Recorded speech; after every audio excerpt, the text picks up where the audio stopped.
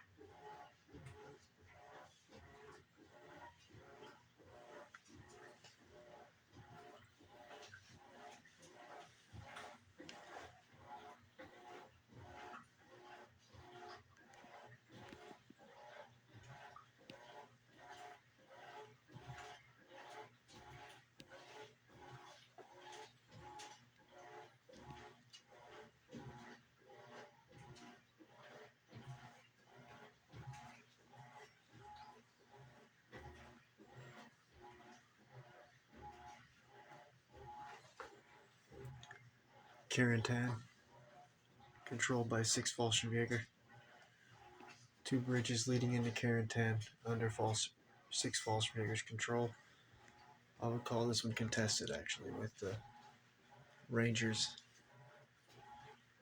506, second Rangers 506, and 2nd Armored Division. And this bridge has 31 damage. It can take 36 damage before it's destroyed. The river lock is open and flooding the green fields. Infantry advance, no run, no vehicles.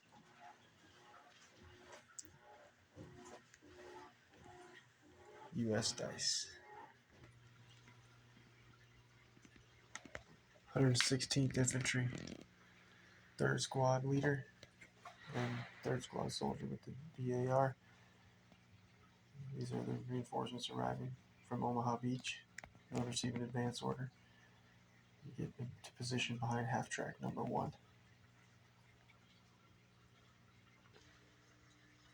116th Infantry, medium machine gun team. Is that the heavy machine gun? Nope, it's the medium machine gun team. They're going to receive a run order. They're going to be following the 3rd Squad leader. And I think this group and maybe a few other soldiers are going to jump back in half track number 1. And then we're going to have the 2nd Armored Division, 1st Platoon, tank number 3, make a dash across this bridge if the artillery strike coming in next turn on this bridge doesn't destroy it. Artillery strikes called in earlier by platoon commander Captain Carey of the 506th. Center screen. Can't call back the artillery strike, so it's coming. Or if I could, I'd call it back. And as I mentioned, have this tank make a dash across this bridge with this transport full of Rangers and 116th Infantry and even 506 soldiers. Just pile them in and get across this bridge. And once we take possession of this side, we can start bringing reinforcements in to Carentan, take Carentan. But first, we're going to see if an artillery strike comes in on the bridge. Also, next turn, 6 Fallschirmjägers, forward observer in this building here, center screen, called in an artillery strike on the tank number 3. So this whole area is potentially going to get blanketed with artillery shells. Whoever survives, get across that bridge.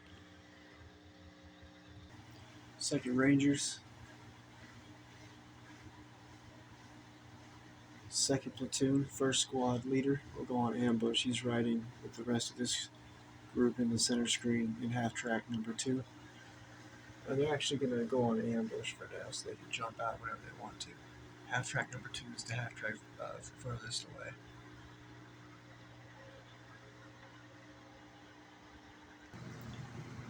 Panzer Division, half track number 1, comes into the battlefield with an advance order following the Stug 3. We're going to send them forward and have a half track to pick up the 6 Fallschirmjäger and 1058 Grenadiers soldiers who are inside of this 1058 Grenadiers headquarters complex. For example, this is the 6 Fallschirmjäger's platoon leader, First Lieutenant Reese, running for it as the 2nd Armored Division reinforcements arrive.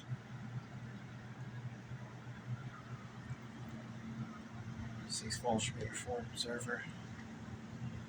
I think it was maybe the main gun from tank center screen that killed 2 of the soldiers, or wounded 1, killed 1, destroyed some of those boxes. And also there's some 1058 Grenadier survivors in the building. I think there's 1 sniper, 2 LMG gunners, or 1 LMG gunner, the platoon commander, First Lieutenant Kreutner, his radio operator, and the 3rd squad, the 3rd section assistant leader on the balcony on ambush. So many small battles within the big battle. 2nd Rangers, 1st platoon, 2nd squad assistant leader will go on ambush with the rest of these 2nd squad soldiers in half track number 3, which is the half track closest to us. 2nd Rangers, 2nd platoon, 1st squad assistant leader, center screen. He's going to go on ambush in half track number 2.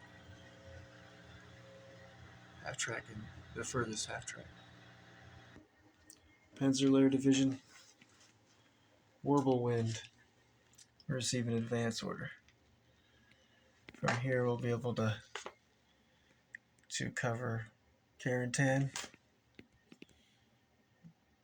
Also, he's within 4 inches of the hedgerow, so it will not block line of sight.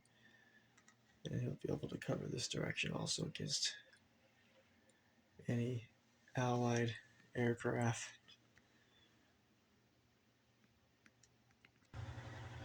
Panzer Division, half track number 2 will go down. Gonna save some units for a counterattack if we need to. Panzer Division, 1st platoon, tank number 4 in the Panzer IV.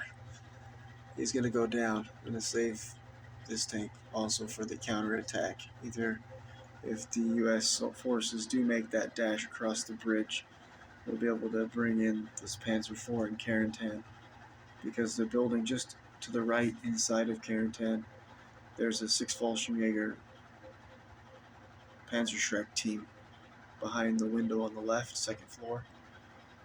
So we've got maybe a way to stop them, but regardless, bringing the Panzer IV behind the building, also that half track, and then counterattack at the bridge if the U.S. forces do somehow make it across the bridge, if it doesn't get destroyed by the artillery strike. 2nd Rangers, 2nd platoon, 1st squad, 2-man team, 1 with the BAR, 1 with a rifle. They're going to go on ambush and stay in the half track number 2 for now. Half track furthest away. Panzer Division, Flame Panzer III will go down, and these 3 will be the Germans' counterattack force that will stay in reserve. The last order dice for this turn. On an advance order onto the battlefield, Panzerwerfer 42 with the rockets heavy mortar power rockets. Of course, they're gonna fire. Only target they'll be able to see though is the Sherman 2nd Armored Division tank number 3. We'll figure out how many of these other units will be a target, including the Germans. There's 2 German units that we will be targeting as well. It's worth it.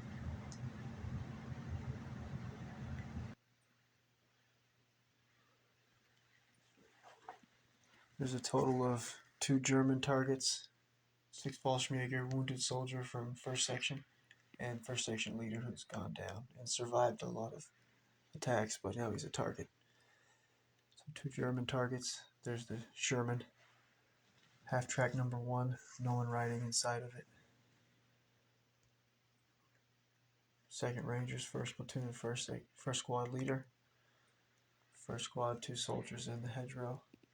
1st platoon's sniper from Rangers, and Rangers 1st platoon commander, 1st lieutenant, and his radio operator. Oh no, they're not targets. The sniper is. Moving over here, 2nd Rangers 1st platoon, 1st squad assistant leader, and a LMG gunner, and 1st platoon sergeant of 2nd Rangers. A lot of targets. Oh, and 506 flamethrower soldier. That's 9 targets. So let's see what's going to happen. We're going to roll with the scatter dice. 2d6 and a scatter dice for each miss and see where that heavy mortar rocket's going to land. We'll start out with the tank, the original target. Only going to be hitting on 6s. 2d6 and a scatter dice.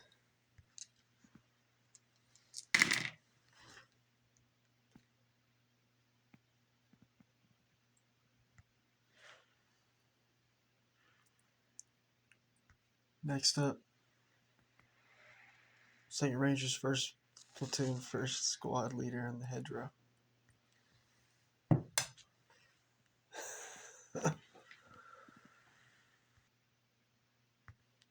2d6 and a scatter dice. Where's that?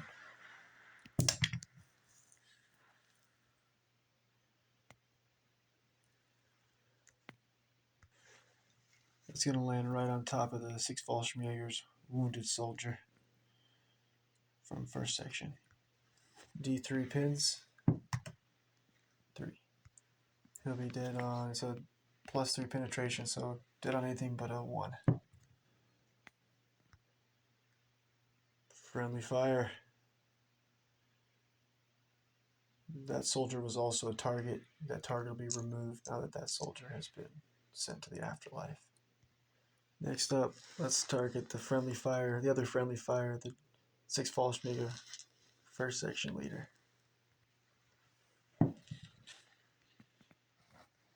2d6 and a scatter dice.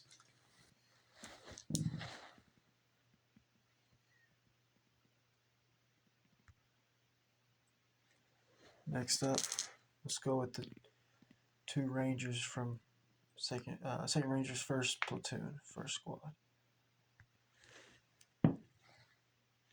Direct hit, 3-inch HE heavy mortar rocket. D3 pins. 1 pin. These soldiers will be dead on anything but a 1. 1 survives. We'll let the 1st squad assistant leader survive with the SMG. We'll have to take a morale check at a 10 and under. There's a NCO provide the +1. So 10 and under passes. He'll hold his position.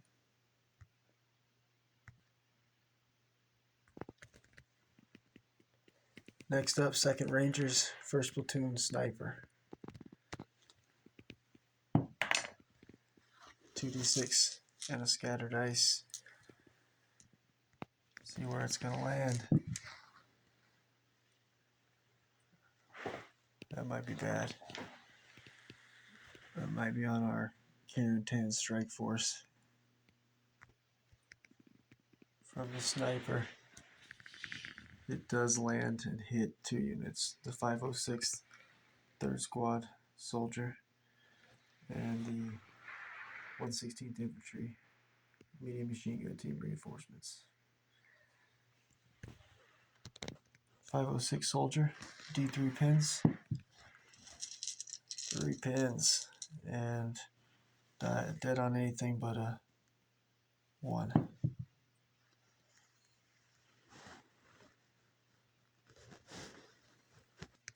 Damn scatter dice. Next up, let's go with half track number 1. 2d6 and scatter dice. Let's see where that round is going to land.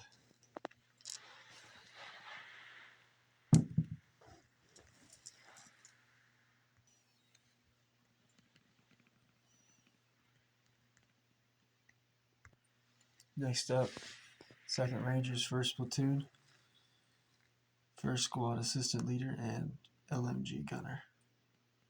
They're also a target. 2d6, scatter dice.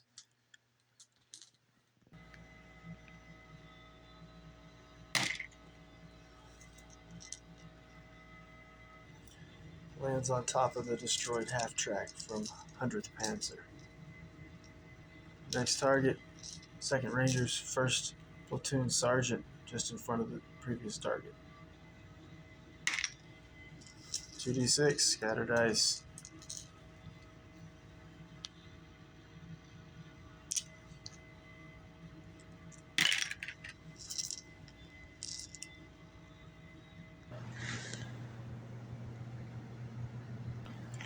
Last target, 506th Flamethrower.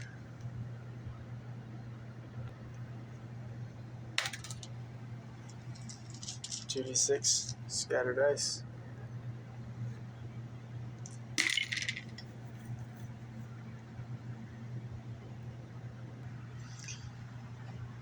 Last round lands right here in the road. Any of the units, vehicles I use that have the multiple launcher rockets. I also run one here, the T-34 Calliope Sherman.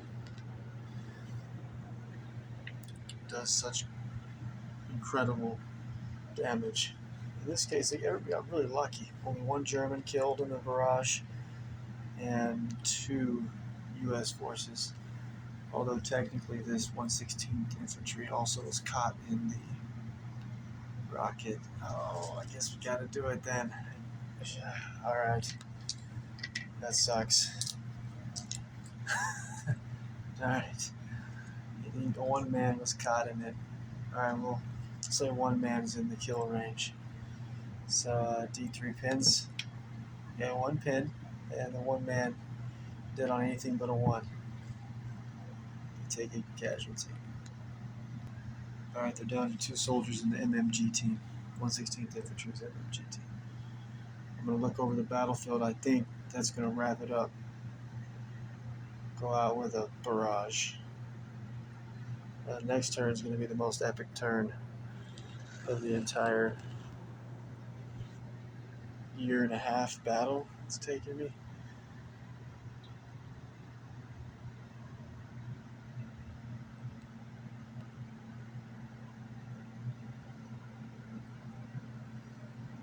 The next turn is going to be legendary. German armored attack, U.S. armored attack. Turn10 pretty lightly defended.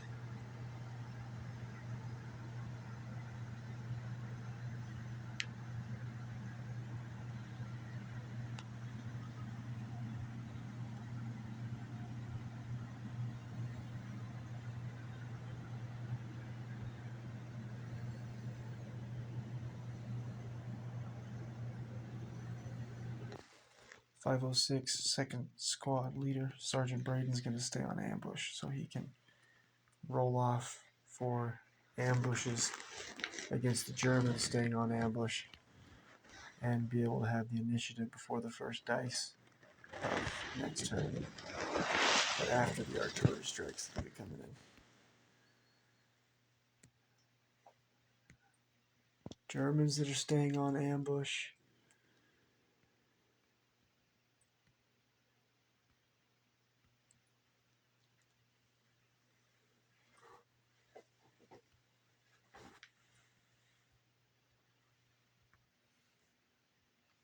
And that's it for tonight. About 3 nights, I'll get an introduction video after I reset the battlefield for the next turn. The introduction video will be details before we kick off 1300 hours. Turn 26.